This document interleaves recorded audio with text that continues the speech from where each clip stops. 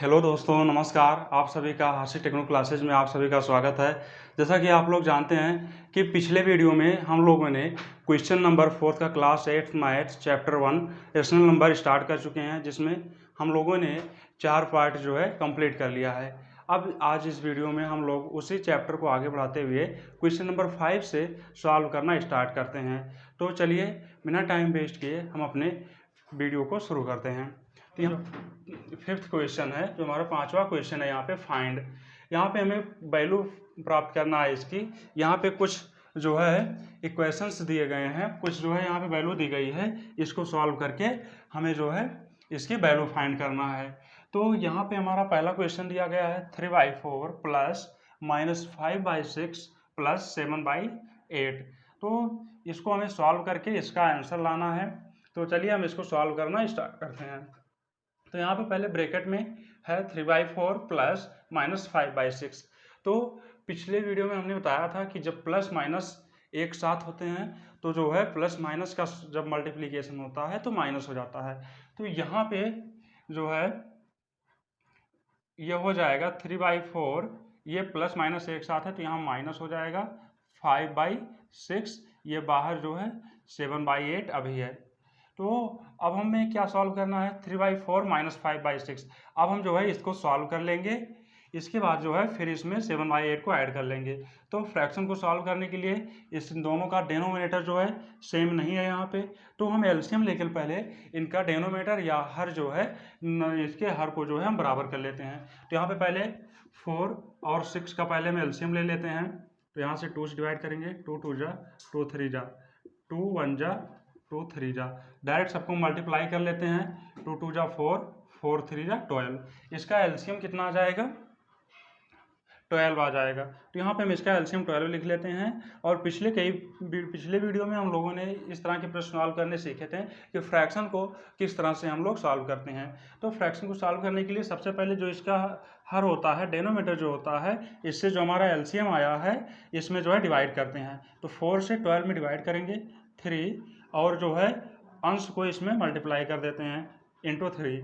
Minus लगा यहाँ पे तो माइनस लगा देंगे। इसके बाद 6 से डिवाइड करेंगे इसमें 12 में 2, और ऊपर 5 है तो 5 से इसमें इंटू कर दिए। ये ब्रैकेट क्लोज कर देते हैं। यहाँ पे प्लस 7/8 ये अभी है ही। अब हमें क्या सॉल्व करना है, अब हम इसको सॉल्व करेंगे अगले स्टेप में। ये 3 3 जा 9 हो जाएगा, -10/12। ये बाहर जो है 7/8 अभी भी है। नेक्स्ट स्टेप में 9 में से 10, पिछली वीडियो में मैंने बताया था कि जब एक पॉजिटिव और एक निगेटिव नंबर्स होते हैं तो हम उनको सब्ट्रैक्ट कर देते हैं। सब्ट्रैक्शन करने के बाद जो लार्ज नंबर होता है उसी का सिग्नेचर हम लिख देते हैं। जैसे बताए थे, अगर कोई पॉजिटिव नंबर हो और कोई निगेटिव नंबर हो और इनको हमें ऐड करना हो तो हम सब्ट्रैक्ट कर देते हैं और साइन जो है यहाँ पे हम लार्ज नंबर का लिख देते हैं। तो यहाँ पे यही प्रोसेस यहाँ पर भी है। तो ये +9 है, -10 है, तो इसको हम सब्ट्रैक्ट कर देंगे और साइन जो है 10 का लिख देंगे। तो 10 में से 9 माइनस करेंगे 1 आ जाएगा, और साइन 10 बड़ा है तो यहाँ पे माइनस लगा देंगे। -1/12 हो गया, बाहर है 7/8। यहाँ तक जो है हम सॉल्व कर लिए हैं। अब जो है केवल 2 ही जो है फ्रैक्शन बचे हुए हैं। क्या है, -1/12 प्लस 7/8। अब यहाँ पे दोनों का डेनोमिनेटर या हर जो है सेम नहीं है इसका, तो इसके हर को बराबर करने के लिए हम इसका जो है एलसीएम निकालेंगे। तो 12 और 8 का हम एलसीएम निकालेंगे। पहले 12 और 8 का एलसीएम निकाल रहे हैं। ये 2 6 जा 12, 2 4 जा 8, 2 3 जा 2 2 जा, उसके बाद ये 3 1 जा, इसको मल्टीप्लाई कर लेंगे सब हम। ये 2 2 जा 4, 4 2 जा 8, 8 3 जा 24। तो इसका जो एलसीएम आया है वो 24 आया है। यहाँ पे जो है 24 इसका एलसीएम आ गया। अब जो है 12 से हम 24 में डिवाइड करेंगे, 2 आएगा, इंटू -1 इधर है तो इसको इंटू कर दिए। यहाँ पे प्लस लगाया तो प्लस लगा दिए। 8 से 24 में डिवाइड करेंगे तो जो है 3 आएगा, 3 × 7। इसके बाद इसको हम आगे सॉल्व करेंगे जब, तो ये हो जाएगा 2 × -1। तो एक पॉजिटिव और एक निगेटिव नंबर का मल्टीप्लिकेशन ऑलवेज निगेटिव होता है। तो यहाँ पे जो है हमेशा जो है निगेटिव नंबर फाइंड होगा। तो ये हो जाएगा -2 प्लस, ये हो जाएगा 3 7 जा 21/24। इसको जब हम सॉल्व करेंगे तो इसका जो आंसर आएगा 21 में से 2 माइनस कर देंगे 19/24। हमें ये आंसर फाइंड हुआ है क्वेश्चन नंबर ए में। अब हम इसमें क्वेश्चन नंबर ए में हमने क्या किया, पहले ये हमारा जो क्वेश्चन था वो 3/4 माइनस 5/6 प्लस 7/8 था। तो इसके बाद हमने पहले 4 और 6 को बराबर करने के लिए इसका एलसीएम ले लिया। यहाँ पे ये प्लस माइनस था तो ये माइनस हो गया, यहाँ पे प्लस 7/8 ऐसे था, इसको लिख दिए। फिर 4 और 6 के एलसीएम को बराबर करने के लिए हर को यहाँ पे हम एलसीएम ले लिए हैं। 4 और 6 का जो एलसीएम आया है वो जो है 12 आया है। फिर 4 से 12 में डिवाइड किए हैं, 3 आया है, ऊपर 3 है तो 3 से इंटू कर दिए हैं। माइनस 6 से 12 में डिवाइड करेंगे 2 × 5 प्लस 7/8। इसके बाद इसको हम मल्टीप्लाई करेंगे, ये हो जाएगा 3 3 9, 2 5 10, 9 माइनस 10/12 आ गया, बाहर 7/8 है। फिर इसके बाद इसको हम सॉल्व किए, -1/12 प्लस 7। वही प्रोसेस हम फिर से किए, एलसीएम लिए दोनों का, फिर सॉल्व किए, फिर हमारा ये आंसर फाइंड हुआ है। तो जो है चलिए अब हम क्वेश्चन नंबर बी की तरफ चलते हैं। क्वेश्चन नंबर बी हमारा है 3/4 प्लस -5/6 प्लस 7/8। आप क्वेश्चन नंबर ए और बी को नोटिस करेंगे तो यहाँ पे दोनों में डिजिट सेम है, लेकिन जो है यहाँ पे पहले 3/4 और -5/6 को पहले सॉल्व किया गया, फिर 7/8 को सॉल्व किया गया है, और इसमें पहले -5/6 प्लस 7/8 को सॉल्व किया गया, फिर 3/4 को बाहर से ऐड किया गया है। दोनों जो है इस टाइप के जो पैटर्न होता है वो एसोसिएटिव पैटर्न होता है। तो हमने पहले वीडियो में इसको बताया था कि जो है अगर एसोसिएटिव नंबर्स को फॉलो करता है कोई नंबर तो उनमें 3 नंबर्स हैं, किन्हीं भी 2 नंबर्स को पहले ऐड करके थर्ड नंबर को लास्ट में ऐड करो तो उसके आंसर में कोई चेंजिंग नहीं होता है। तो यहाँ पर भी हम देख लेते हैं, यहाँ पे पहले हमें सॉल्व करना है -5/6 प्लस 7/8। तो यहाँ पे 3/4 है, प्लस यहाँ पे 6 और 8 दोनों को बराबर करने के लिए -5/6 प्लस 7/8 के डेनोमिनेटर या हर को बराबर करने के लिए पहले हम 6 और 8 का एलसीएम निकालेंगे। 6 और 8 का एलसीएम निकालेंगे, ये हो जाएगा 2 3 जा 6, 2 4 जा 8, फिर यहाँ से 2 3 2 2 जा 4, फिर हो जाएगा 2 3 2 1 जा, सबको मल्टीप्लाई कर लेंगे, 2 2 जा 4, 4 2 जा 8, 8 3 जा 24। इसका जो एलसीएम आया है 6 और 8 का, ये जो है 24 आया है। यहाँ पे हम 24 लिख लिए एलसीएम। अब फ्रैक्शन को सॉल्व करने के लिए सबसे पहले हम उसके डेनोमिनेटर से एलसीएम में डिवाइड करते हैं, या उसके हर से जो लासा आया उसमें हम पहले भाग करते हैं। तो इसमें हम जब भाग करेंगे तो 6 से 24 में जब डिवाइड करेंगे 4 आएगा, और ऊपर का जो अंश है -5 है, तो अंश को इसमें मल्टीप्लाई कर देते हैं। इसके बाद हमारा यहाँ प्लस लगा हुआ है तो यहाँ पर भी हम प्लस लगा देंगे। इसके बाद 8 से हम 24 में डिवाइड करेंगे, 3 आएगा। इसके बाद जो हमारा क्वेश्चन आता है डिवाइड करने के बाद उसको हम अंश में मल्टीप्लाई कर देते हैं इंटू 7। ये हमारा फाइंड हुआ इतना, इसको हम ब्रैकेट में कर लेते हैं। अब नेक्स्ट स्टेप में हम इसी को सॉल्व करते हैं और आगे बाहर 3/4 इसको ऐसे रहने देते हैं, प्लस ये एक नंबर पॉजिटिव है और एक नंबर निगेटिव है। जब भी पॉजिटिव और निगेटिव नंबर्स का मल्टीप्लिकेशन होता है तो आंसर हमेशा निगेटिव फाइंड होता है। तो यहाँ पे ये हो जाएगा 4 5 जा 20, -20, 3 7 जा 21/24। इसके बाद इसको सॉल्व करेंगे और आगे 3/4 प्लस यहाँ पे एक पॉजिटिव नंबर है एक निगेटिव नंबर जब ऐड होते हैं तो उनको हम सब्ट्रैक्शन करके साइन जो है लार्ज नंबर का लिख देते हैं। तो यहाँ पे 21 में से 20 जाएगा 1, तो यहाँ पे आ जाएगा 1/24। यहाँ प्लस होगा क्योंकि 21 जो है बड़ा है इससे 20 से। तो अब हमारा जो आ गया है सोल्यूशन 3/4 प्लस 1/24। अब हम इसको सॉल्व करेंगे, 4 और 24 को इक्वल करने के लिए हम इसका एलसीएम ले लेंगे। 4 और 24 का एलसीएम 24 आएगा, क्योंकि 4 के टेबल में ही 24 आ जाता है। जब किसी नंबर के टेबल में कोई नंबर आता है तो उन दोनों का एलसीएम जो होता है उसमें से बड़ा नंबर होता है। यहाँ 4 और 24 का जो एलसीएम है 24 ही होगा। फिर हम 4 से 24 में डिवाइड करेंगे, आएगा 6, 4 6 या 24, 6 आया, और ऊपर इसका न्यूमरेटर कितना है 3, 6 × 3 हो गया। यहाँ प्लस लगा है, प्लस लगा दिए। इसके बाद 24, अब 24 से 24 में डिवाइड करेंगे 1 × 1, फिर यहाँ पे इसको सॉल्व करेंगे 6 3 जा 18 प्लस 1/24, ये इक्वल टू हो जाएगा 19/24। तो हमने नोटिस किया जो हमारा क्वेश्चन ए है और क्वेश्चन बी, दोनों का एलसीएम जो है, दोनों का जो आंसर फाइंड हुआ है सेम हुआ है।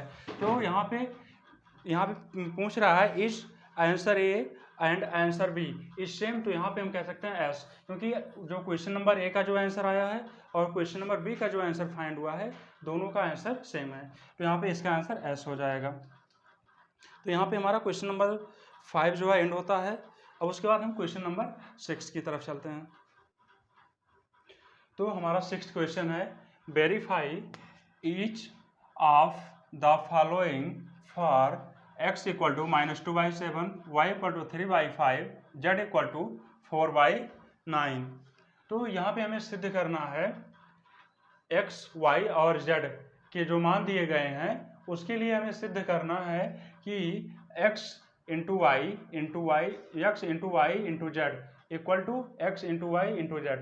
तो यहाँ पे y और z को पहले मल्टीप्लाई करना है, फिर x को मल्टीप्लाई करना है, और राइट हैंड साइड में x और y को पहले मल्टीप्लाई करना है, फिर z को मल्टीप्लाई करना है। तो यहाँ पे हम इसको एसोसिएटिव प्रॉपर्टी में देख चुके थे कि किसी भी नंबर को अगर 3 नंबर्स हैं तो उन्हें किन्हीं भी 2 नंबर को पहले मल्टीप्लाई करो, फिर थर्ड नंबर को मल्टीप्लाई करो, या लास्ट के 2 नंबर्स को पहले मल्टीप्लाई करके फिर पहले नंबर को मल्टीप्लाई करो, तो उसके आंसर में कोई चेंज नहीं आता है। तो यहाँ पे हम इसको प्रूव करते हैं LHS और RHS को अलग अलग सॉल्व करके। यहाँ पे x, y और z की वैल्यू हमें जो है क्वेश्चन में दी गई है, तो x, y और z के मान के लिए हमें जो है यह प्रूव करना है कि x into y into z बराबर x into y into z. यहाँ पे y और z को मल्टीप्लीकेशन पहले करना है, यहाँ पे y और x का मल्टीप्लाई पहले करना है। तो चलिए स्टार्ट करते हैं। तो यहाँ पे हम इसका LHS लेते हैं लेफ्ट हैंड साइड। यहाँ पे क्या x into y into z, x की वैल्यू यहाँ से लेंगे -2/7 इंटू वाई की वैल्यू कितनी है 3/5 इंटू जेड की वैल्यू कितनी है -4/9। अब हम इसको सॉल्व करेंगे। इसको कैसे सॉल्व करेंगे? तो मल्टीप्लिकेशन फ्रैक्शन का जो है मल्टीप्लिकेशन सॉल्व करने के लिए, तो अगर उसमें से कुछ नंबर्स कैंसिल हो रहे होते हैं या डिवाइड हो रहे होते हैं तो उनको हम पहले डिवाइड करके और इजी कर लेते हैं। तो यहाँ पे हम देख रहे हैं कि 3 और 9 दोनों जो है एक दूसरे से डिवाइड हो जाएंगे। तो 3 1 जा 3, 3 3 जा 9, इसको हमने डिवाइड कर लिया। अब हम इसको मल्टीप्लाई कर लेते हैं, -2/7 बाहर ऐसे ही है इंटू, यहाँ पे फ्रैक्शन के मल्टीप्लिकेशन में अंश और अंश को मल्टीप्लाई कर लिया जाता है, हर और हर का मल्टीप्लाई कर लिया जाता है। तो यहाँ पे ऊपर -4 है इंटू 1, तो ये हो जाएगा -4, नीचे 5 इंटू 3 बचा है, तो 5 3 जा 15 हो गया। अब यहाँ पे -2/7 आ गया, -4/15 आ गया। अब दोनों ही फ्रैक्शन है, तो फ्रैक्शन के मल्टीप्लिकेशन के लिए बताए थे अगर कुछ पहले कैंसिल होता है तो कैंसिल कर लेते हैं, नहीं तो हम डायरेक्ट जो है अंश को अंश से मल्टीप्लाई कर देते हैं, हर को हर से मल्टीप्लाई कर देते हैं। तो यहाँ पे देख रहे हैं, तो यहाँ पे ना तो एक दूसरे से कोई नहीं डिवीजन होगा, तो यहाँ पे हम डायरेक्ट जो है मल्टीप्लाई करेंगे। तो यहाँ पे ऊपर का ऊपर मल्टीप्लाई 2 4 जा 8, और यहाँ पे बताए थे जब माइनस नंबर का नेगेटिव माइनस नंबर के साथ होता है मल्टीप्लाई, तो वहाँ पे हमेशा पॉजिटिव आंसर फाइंड होता है। तो इसका आंसर पॉजिटिव हो जाएगा 8/, यहाँ पे 15 इंटू 7 करेंगे तो 15 7 जा 105 या 15 7 105। तो यहाँ पे हमारा जो LHS का जो आंसर आया है वो आया है 8/105। अब हम इसी का RHS सॉल्व करते हैं।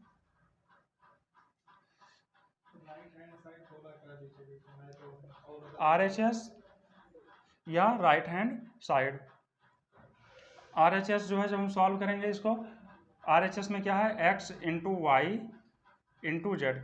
यहाँ पे हमने देखा था पहले हमने y और z का मल्टीप्लाई किया था, फिर जो है x को मल्टीप्लाई किया था, लेकिन राइट हैंड साइड में पहले हमें x और y का मल्टीप्लिकेशन करना है। यहाँ पे हम इसकी वैल्यू रखते हैं, x की वैल्यू कितनी है यहाँ से लेंगे हम -2/7, y की वैल्यू कितनी है 3/5 इंटू जेड की वैल्यू कितनी है -4/9। तो इसको हम सॉल्व करेंगे तो इसमें भी एक दूसरे से कुछ नहीं कैंसिल होगा, तो इसमें हम ऊपर का ऊपर से मल्टीप्लाई और नीचे का नीचे से डायरेक्ट मल्टीप्लाई करेंगे। तो यहाँ पे साइन देख लेते हैं पहले, एक पॉजिटिव नंबर है एक निगेटिव नंबर है, इसका मीन्स यह है जो भी हमारा आंसर आने वाला है वो निगेटिव आने वाला है। तो यहाँ पे हम नेगेटिव लिख लेते हैं, फिर 2 3 जा 6, नीचे 7 5 जा 35। यहाँ पे आ गया। इतना सॉल्व करने के बाद -6/35। इसके बाद जो है यहाँ पे -4/9 अभी पहले से ही है। अब यहाँ पे देखते हैं कुछ कैंसिल होगा या नहीं। तो यहाँ पे देख रहे हैं 6 जो है 6 भी 3 से कैंसिल हो जाएगा और 9 भी 3 से कैंसिल हो जाएगा। तो इसको हम 3 से कैंसिल कर लेते हैं। 3 2 जा 3 3 जा। अब हम डायरेक्ट मल्टीप्लाई करते हैं। मल्टीप्लाई करने के लिए ये निगेटिव नंबर है, ये भी निगेटिव नंबर है। तो जब दो निगेटिव नंबर्स का मल्टीप्लीकेशन होता है तो आंसर हमेशा पॉजिटिव फाइंड होता है। तो यहाँ पे ऊपर का ऊपर मल्टीप्लाई कर लेंगे। 4 2 जा 8 हो गया, नीचे 35 3 जा या 35 दिया तो ये हो जाएगा 3 5 15, 3 3 9 1 10, 105। तो हमने देखा जो लेफ्ट हैंड साइड में आंसर आया है 8/105 और राइट हैंड साइड में भी आंसर आया है 8/105। इसका मीन्स ये जो यहाँ पे ये पैटर्न दिया गया है, जो इक्वेशन दिया गया है, इन दोनों की वैल्यू जो है सेम है। तो इसका मीन्स ये है कि जो ये मल्टीप्लाई करने का जो ऑर्डर है इसको हम चेंज कर देंगे तो आंसर पे कोई इफेक्ट नहीं आने वाला। तो यहाँ पे हम लिख सकते हैं कि LHS = RHS। यही हमें प्रूव करना था। LHS और RHS की वैल्यू जो है सेम होनी चाहिए। तो हमारा क्वेश्चन नंबर ये कंप्लीट होता है। तो इसमें सिंपल सा केवल मल्टीप्लाई करना था, फ्रैक्शन का मल्टीप्लाई करते हुए सॉल्व कर लेना है इसको। इसके बाद RHS में भी यही करना है, केवल इसमें ऑर्डर थोड़ा सा चेंज है। इसमें पहले y और z का मल्टीप्लाई किया गया है, इसमें पहले x और y का मल्टीप्लाई किया गया है, तब भी हमारा आंसर सेम आया है। तो क्वेश्चन नंबर यहाँ पे एंड होता है। अब हम क्वेश्चन नंबर बी सॉल्व करते हैं। क्वेश्चन नंबर बी में क्या है, x × y + z = x × y + x × z। तो ये पैटर्न हमें देखने को मिला था डिस्ट्रीब्यूटिव प्रॉपर्टी। ये जो है डिस्ट्रीब्यूटिव प्रॉपर्टी यह है कि अगर किसी ब्रैकेट के बाहर किसी नंबर से मल्टीप्लाई हुआ है तो उसको हम अलग अलग मल्टीप्लाई करके जो है ऐड कर सकते हैं। तो यहाँ पे यही किया गया है, x और y को मल्टीप्लाई कर लिया गया है, यहाँ पे प्लस लगा दिया गया है, फिर x और z को मल्टीप्लाई कर लिया गया है। तो यहाँ पे इस तरह से करने पर भी इसका आंसर सेम आना चाहिए, यही हमें प्रूव करना है यहाँ पे। तो सबसे पहले हम लेफ्ट हैंड साइड लेके प्रूव कर देते हैं। सबसे पहले हम लेफ्ट हैंड साइड लेते हैं, LHS लेंगे। तो LHS क्या है, x × y + z। x y z की वैल्यू क्वेश्चन में दी गई है। x की वैल्यू क्या है, -2/7 × y + z। y की वैल्यू कितनी है, 3/5। z की वैल्यू कितनी है, प्लस लगा, यहाँ प्लस लगा दिया, z की वैल्यू -4/9 है। इसको अब हम सॉल्व करते हैं। तो यहाँ पे -2/7 है इंटू, यहाँ पे देखते हैं जब एक पॉजिटिव और नेगेटिव का मल्टीप्लिकेशन होता है तो नेगेटिव हो जाता है। तो ये 3/5 - 4/9, यहाँ तक जो हम इसको लिख लिए हैं। अब इसके बाद दोनों जो है फ्रैक्शन है, सब्ट्रैक्शन के फॉर्म में है और इन्हें हमें जो है सरल करना है या हल करना है। तो सबसे पहले हम इसका एलसीएम लेंगे। तो 5 और 9 का जो एलसीएम आएगा वो 45 आएगा। यहाँ पे 45 एलसीएम हो गया इसका। तो 5 से 45 में डिवाइड करेंगे 9, इसका जो आंसर है इसमें मल्टीप्लाई कर देंगे 9 × 3 माइनस 9 से 45 में डिवाइड करेंगे 5, आंसर इसका 4 है, इसको लिख लिया हमने। अब इसके बाद इसी को हम और सरल करेंगे, -2/7 है इंटू ये हो जाएगा 9 3 जा 27 माइनस 5 4 जा 20। तो बाई 45 है ये। यहाँ तक हमने क्या किया था, सबसे पहले जो ये पैटर्न दिया गया इसी पर जो है वैल्यू रख दिया हमने। -2/7 x की वैल्यू है, 3/5 y की वैल्यू क्वेश्चन में दी गई है यहाँ पे। उसके बाद z की वैल्यू -4/9, फिर इसी को हमने सॉल्व किया। यहाँ पे ये प्लस माइनस है तो यहाँ पे माइनस हो गया और 5 और 9 का जब हम एलसीएम लिए 45 आ गया। फिर 5 से 45 में डिवाइड किया हमने 9 आया, फिर 9 से इसके आंसर में मल्टीप्लाई कर दिया, माइनस लगा यहाँ माइनस लगा दिया, फिर 9 से 45 में फिर डिवाइड किया 5 आया, 5 × 4 कर दिया। फिर हमने इसी को मल्टीप्लाई करके और सॉल्व किया तो ये हो गया 9 3 जा 27 माइनस 5 4 जा 20। तो इतना हमने सॉल्व कर लिया। अब इसके बाद इसके आगे सॉल्व करेंगे, -2/7 इंटू 27 में से 20 जाएगा तो 7 आ जाएगा, 7/45। तो यहाँ पे देख रहे हैं यहाँ भी 7 है, ये भी 7 है, 7 1 जा 7, 7 ये कैंसिल हो गया। अब इसके बाद डायरेक्ट मल्टीप्लाई कर लेंगे, -t इंटू 1 करेंगे, -2/45। तो यहाँ पे जो LHS का जो हमारा आंसर आया है, ये जो आया है वो -2/45 आया है। अब हम इसी क्वेश्चन का RHS में सॉल्व करते हैं। RHS में क्या पैटर्न है कि इसी को अगर हम डिस्ट्रीब्यूट कर लें, x को y के साथ मल्टीप्लाई कर दें पहले, फिर प्लस लगा के x को z के साथ मल्टीप्लाई करके हम सॉल्व कर लें, तो भी हमारा आंसर इतना ही आना चाहिए। तो चलिए इसको प्रूव करते हैं। यहाँ पे x और y की वैल्यू, x इंटू वाई, x की वैल्यू कितनी है, x की वैल्यू है -2/7, y की वैल्यू कितनी है 3/5। ब्रैकेट में, इसको ब्रैकेट में कर लेते हैं, प्लस लगा लेते हैं, x इंटू जेड है, फिर हम x की वैल्यू -2/7 रखेंगे, -2/7 इंटू लगा देंगे, z की वैल्यू यहाँ पे -4/9 है, 4/9 है, ब्रैकेट लगा दिए। अब हमें जो है एक एक ब्रैकेट को सॉल्व करके इसका जो आंसर आएगा और इसका जो आंसर आएगा दोनों को ऐड कर लेना है और हमें देखना है कि ये इसके इक्वल आता है या नहीं। तो इसको हम सॉल्व करते हैं आगे। तो ये हो जाएगा, डायरेक्ट मल्टीप्लाई करेंगे, कुछ इसमें कैंसिल तो होगा नहीं, तो डायरेक्ट हम मल्टीप्लाई करेंगे इसमें, तो ये ऊपर का ऊपर मल्टीप्लाई कर लेंगे तो हो जाएगा 2 3 6, लेकिन साइन जो है माइनस का लगेगा, क्योंकि हमने पिछली वीडियो में बताया था जब एक पॉजिटिव और एक निगेटिव नंबर का जब मल्टीप्लाई होता है तो हमेशा आंसर निगेटिव में आता है। तो यहाँ पे -6 नीचे का मल्टीप्लाई करेंगे, 7 5 35, इसके बाद प्लस लगा, यहाँ पे प्लस लिख लिए, फिर इसके बाद जब हम इसको मल्टीप्लाई करेंगे, यहाँ भी कुछ कैंसिल नहीं हो रहा है तो हम डायरेक्ट मल्टीप्लाई कर देंगे इसको। तो यहाँ पे माइनस और माइनस का मल्टीप्लाई होगा तो ये पॉजिटिव हो जाएगा, और 4 और 2 का गुणा करेंगे तो 8 आ जाएगा, 8/7, 9 7 जा 63 आ गया। तो यहाँ पे जो है अब हम इसका एलसीएम लेते हैं, तो 35 और 63 का पहले हम एलसीएम ले लेते हैं, 35 63, इसका हम एलसीएम लेंगे, 7 5 जा 35, 7 9 जा 63। तो यहाँ पे हम जो है इसको मल्टीप्लाई कर लेंगे, क्योंकि जब भी डिवाइड करेंगे तब भी सब मल्टीप्लाई करना पड़ेगा। तो ये हो जाएगा 7 5 जा 35, 35 इंटू 9, तो यहाँ पे 35 इंटू 9 कर लेते हैं, ये 9 5 जा 45, 9 3 जा 27, 4 31, 315 आ गया। इसका एलसीएम जो आया है वो 315 आया है। तो हम इसको आगे सॉल्व करते हैं। अब 35 से हम 315 में डिवाइड करेंगे तो ये जाएगा 9 जा 35, 9 जा, ये हो जाएगा 9 5 जा 45, 9 3 जा 27, 4 31। तो ये 9 टाइम्स गया, ऊपर जो है -6 है तो मल्टीप्लाई कर लिए, प्लस लगा दिए, 63 से जब हम इसमें डिवाइड करेंगे तो 5 टाइम्स आएगा, 5 इंटू 8। इसको हम आगे सॉल्व करेंगे तो ये हो जाएगा 9 इंटू -6, तो ये हो जाएगा -54 प्लस 5 8 जा 40, ये हो गया 40, फिर y इतना 315 है ये। फिर इसको जब हम सॉल्व करेंगे तो ये आएगा -54 प्लस 40। जब एक पॉजिटिव और नेगेटिव नंबर्स होते हैं तो हम सब्ट्रैक्शन कर लेते हैं, तो ये 54 में से 40 माइनस करेंगे, आएगा 14 बाई, यहाँ पे 14 कैसा होगा, निगेटिव में होगा, क्यों, क्योंकि 54 बड़ा है, 14/315। अब यहाँ पे हम इसको और सिंपल करेंगे, इसको डिवाइड करके 7 से, तो ये हो जाएगा 7 2 जा 7, 4 जा 28, 3 7 5 जा। तो यहाँ पे हम देख रहे हैं आंसर जो आया है -2/45।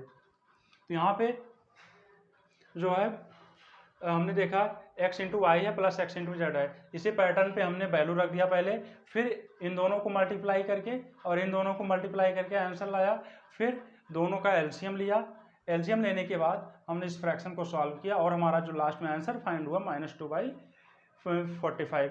तो यहाँ पे हमने देखा इसके लेफ्ट हैंड साइड में भी -2/45 आया है और इसके राइट हैंड साइड में भी -2/45 आया है। तो इसका मीन्स यह है LHS और RHS की वैल्यू जो है सेम है। तो यहाँ पे हम लिख सकते हैं LHS इक्वल टू RHS।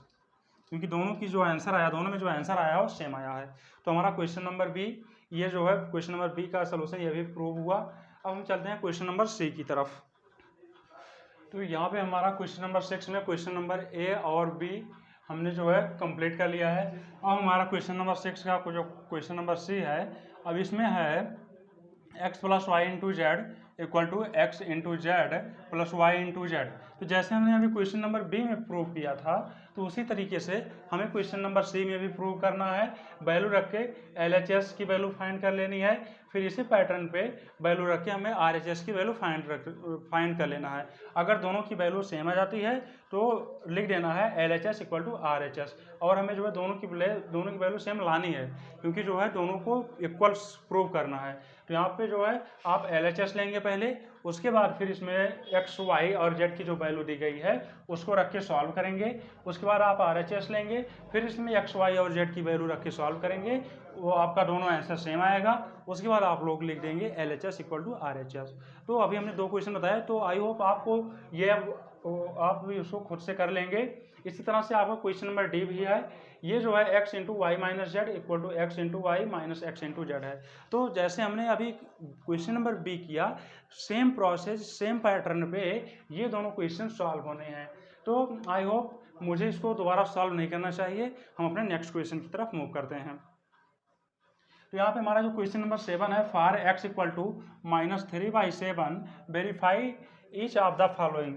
यहाँ पे हमें x बराबर -3/7 दिया गया है, जिसके लिए हमें सिद्ध करना है कि x का मान दिया गया है -3/7, जिसके लिए हमें सिद्ध करना है कि x गुणे 0 बराबर 0 बराबर 0 गुणे x, मतलब इस पैटर्न को x की वैल्यू फॉलो करना चाहिए। यहाँ पे हम देख लेते हैं, यहाँ पे हम जब देखते हैं तो यहाँ पे x की वैल्यू जो है -3/7 इंटू 0, ठीक है, बराबर 0 है, बराबर 0 इंटू एक्स की वैल्यू -3/7 है। तो यहाँ पे देखते हैं, हमें पता है जब हम किसी भी नंबर में 0 से मल्टीप्लाई कर देते हैं तो उसका जो प्रोडक्ट आता है 0 आता है। किसी भी टाइप का नंबर हो, कुछ भी हो, तो उसमें हम 0 से हम मल्टीप्लाई कर देते हैं तो हमें आंसर 0 फाइंड होता है। तो यहाँ पे -3/7 इंटू 0, ये 0 हो गया, इक्वल टू 0 से किसी भी नंबर में मल्टीप्लाई करेंगे 0। तो यहाँ पे जो है तीनों प्रूव हो गए, यही हमें प्रूव करना था ये चीज़। तो यहाँ पे प्रूव हो गया, सेम आंसर आ गया, हैंस प्रूव्ड हैंस प्रूव्ड। इसके बाद हम चलते हैं क्वेश्चन नंबर बी पे। क्वेश्चन नंबर बी में प्रूव करना है x इंटू 1, एक्स की value -3/7 into 1 equal to 1 into x की वैल्यू -3/7 इक्वल टू एक्स की वैल्यू -3/7। हमें पता है जब किसी भी नंबर में, जैसे मान लो कोई भी नंबर है a है, उसमें हम 1 से मल्टीप्लाई करेंगे तो a ही फाइंड होगा। तो इसी तरह से मान लो ये -3/7 है, इसमें 1 से मल्टीप्लाई करेंगे तो ये जो है -3/7 ही रह जाएगा, इक्वल टू इसी तरह 1 में किसी से मल्टीप्लाई कर देते हैं तो वही नंबर फाइंड होता है, इक्वल टू -3/7 गिवन है। तो यहाँ पे ये भी प्रूव हो गया, हैंस प्रूव्ड। इसी तरह से हम अपने क्वेश्चन नंबर सी की तरफ चलते हैं। अगर किसी नंबर में उसके रेसिप्रोकल से, x का रेसिप्रोकल क्या है 1/x, तो अगर किसी नंबर में उसके रेसिप्रोकल से या उसके व्युत्क्रम से अगर हम उसमें गुणा कर देते हैं तो हमें आंसर 1 फाइंड होता है। तो यहाँ पे हम x की वैल्यू देख लेते हैं। x की वैल्यू यहाँ पे दिया गया है -3/7, यहाँ पे रख लेंगे हम -3/7 इंटू 1/-3/7 इक्वल टू 1/x की वैल्यू -3/7 यहाँ पे हमें दी हुई है। इसके बाद फिर x की वैल्यू -3/7 दी हुई है। और रेसिप्रोकल के लिए हमने पढ़ा था कि अगर कोई नंबर a है, उसमें अगर 1/, से हम इंटू कर दें तो आंसर हमें 1 फाइंड होता है। ये हमने रेसिप्रोकल में पढ़ा था या व्युत्क्रम में पढ़ा था। किसी संख्या में अगर हम उसके व्युत्क्रम से गुणा कर रहे हैं तो उसका आंसर 1 आने वाला है। तो इसी तरह से हम -3/7 में अगर 1/-3/7 से अगर हम इंटू कर देंगे तो हमें इसका आंसर 1 मिलेगा।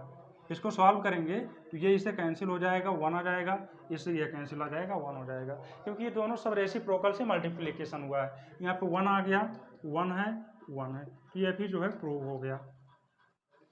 तो इसमें हमने तीनों पार्ट इसके प्रूव कर लिए हैं। इसमें सिंपल सा था, ये जो है मल्टीप्लिकेटिव इन्वर्स था, मल्टीप्लिकेटिव इन्वर्स में अगर किसी भी नंबर में 0 से हम इंटू कर देते हैं तो जो है वो नंबर 0 फाइंड हो जाता है। तो इस तरह से हमने तीनों को प्रूव कर लिया है, केवल x की जो वैल्यू दी गई है -3/7 के लिए। तो यहाँ पे जो है हम इसको सॉल्व कर चुके हैं। अब हम अपने नेक्स्ट क्वेश्चन की तरफ मूव करते हैं। तो हमारा जो क्वेश्चन नंबर 8 है, name the property of the following. Question number 8 है हमारा, name the property of the following. Means जो भी आपका ये वैल्यू दी गई है, ये किस प्रॉपर्टी पे एक क्वेश्चन सॉल्व हुआ है, उसकी हमें प्रॉपर्टी को बताना है। कौन सा इसमें प्रॉपर्टी लगा है, तो हमें उस प्रॉपर्टी को इसमें बताना है। तो यहाँ पे हम क्वेश्चन नंबर ए देख रहे हैं, 3 × 1/3 = 1 है। तो 1 किस में आता है? अगर किसी भी नंबर में हम उसके रेसिप्रोकल से इंटू कर देते हैं तो हमें 1 फाइंड होता है।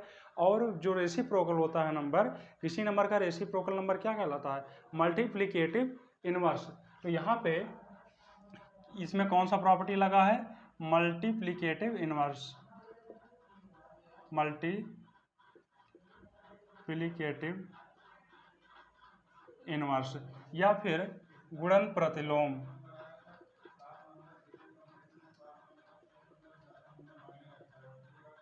गुणन प्रतिलोम।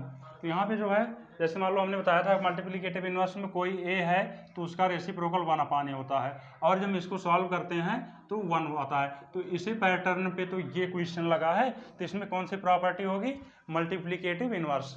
इसके बाद हमारा है -5/17 + 5/17 = 0।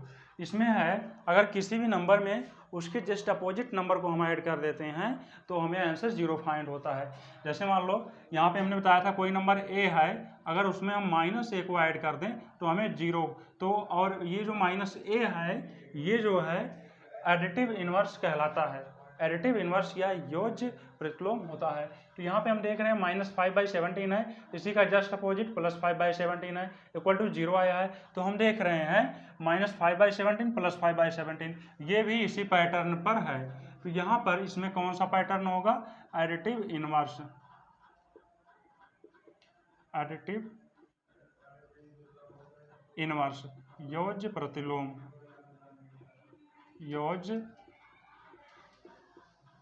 योज्य प्रतिलोम। इसी तरह से हम देखते हैं इसमें जो है -8/15 है + 3/15 है। यहाँ पे 3/15 + -8/15। तो यहाँ पे आर्डर को चेंज कर दिया गया है, डिजिट और वैल्यू सब वही है। तो यहाँ पे और ये किस प्रॉपर्टी में होता है कि हम अगर किसी नंबर की वैल्यू आर्डर को चेंज कर दें तो उसके आंसर में कोई इफेक्ट ना हो, ये होता है कम्यूटेटिव प्रॉपर्टी। Commutative property.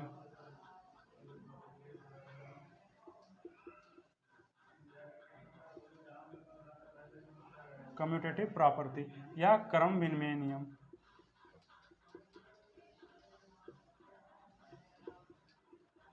यह जो है क्रम विनिमय नियम।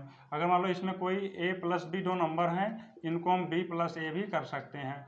ये जो होता है ये कम्यूटेटिव लॉ होता है, कम्यूटेटिव प्रॉपर्टी होती है। इसी तरह से यहाँ पे देख रहे हैं 5/9 × 1 है। तो हमने बताया था अगर कोई भी नंबर है इसमें हम 1 से मल्टीप्लाई कर दें तो हमें वही नंबर फाइंड होता है। और यहाँ पे जो 1 होता है ये मल्टीप्लिकेटिव आइडेंटिटी जो है मल्टीप्लिकेटिव आइडेंटिटी की तरह वर्क करता है। तो ये भी इसी पैटर्न पे है, 5/9 × 1 = 5/9। तो यहाँ पे क्या होगा? Multiplicative identity. मल्टीप्लिकेटिव आइडेंटिटी या इसको कह सकते हैं गुणन तत्समक। गुणन तत्समक। फिर इसके बाद है 2 × -1/2 + 1/3 = यहाँ पे देखो ऐड करके फिर बाहर किसी नंबर से मल्टीप्लाई किया गया है, और यहाँ पे जो है इसको इनको जो है अलग अलग इंटू करके ऐड कर लिया गया है। तो यह इसमें जो है ये लगा है distributive property. Distributive property. Distributive property या वितरण नियम। वितरण नियम इसमें यह होता है जैसे a है और कोई नंबर अंदर b + c ऐड में है, तो इनको हम अलग अलग भी मल्टीप्लाई करके ऐड कर सकते हैं। a × b + a × c कर सकते हैं। तो यह भी इसी पैटर्न पर था। तो इसमें कौन सा कौन सी प्रॉपर्टी लगी है, डिस्ट्रीब्यूटिव प्रॉपर्टी। इसी तरह से इसमें देखते हैं हम 1/3 है प्लस 4/9 है प्लस -8/13 है। यहाँ पे पहले 4/9 और -8/13 को ऐड किया गया है, यहाँ पे पहले इन दोनों को ऐड करके फिर -8/13 को। तो ऐसा किस प्रॉपर्टी में होता है, एसोसिएटिव प्रॉपर्टी में। प्रॉपर्टी जो है हम पहले वीडियो में अच्छे से बता चुके हैं। एसोसिएटिव प्रॉपर्टी, एसोसिएटिव प्रॉपर्टी जो है एसोसिएटिव प्रॉपर्टी, इसमें क्या होता है, अगर जैसे मान लो कोई नंबर है a + b + c है, इनमें पहले b + c को ऐड करके फिर a को ऐड करो, या पहले a + b को ऐड करके फिर जो है c को ऐड करो, तो इसमें आंसर में कोई इफेक्ट नहीं होगा। इसी तरह से यहाँ 0, किसी भी नंबर में हम 0 को ऐड कर सकते हैं तो नो इफेक्ट होता है। तो यहाँ पे 0 क्या है, एडिटिव आइडेंटिटी है। यहाँ पे क्या है, ये एडिटिव आइडेंटिटी है, एडिटिव आइडेंटिटी या योज्य तत्समक, या योज्य तत्समक। यहाँ पे जो है जैसे मान लो अगर कोई नंबर a है, इसमें 0 ऐड करेंगे तो भी हमें a ही फाइंड होगा। इसी तरह से यहाँ पे है, ये भी एसोसिएटिव प्रॉपर्टी है, मल्टीप्लिकेशन के लिए एसोसिएटिव प्रॉपर्टी हो गई है। तो ये इसमें क्या है, एसोसिएटिव प्रॉपर्टी, एसोसिएटिव प्रॉपर्टी।